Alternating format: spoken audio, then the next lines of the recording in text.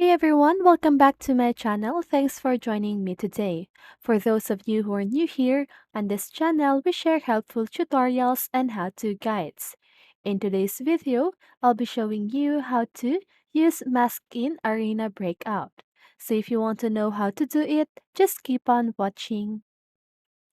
So first of all, what you need to do is to launch the game or the Arena Breakout. Okay? Then click on the character, so you should see the character option at the left side of your screen,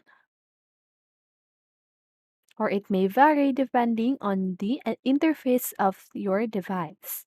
Then, under equipment, click the quick equipment. So once you've clicked on the character button, just go ahead and go to equipment section, then select equipment. Okay?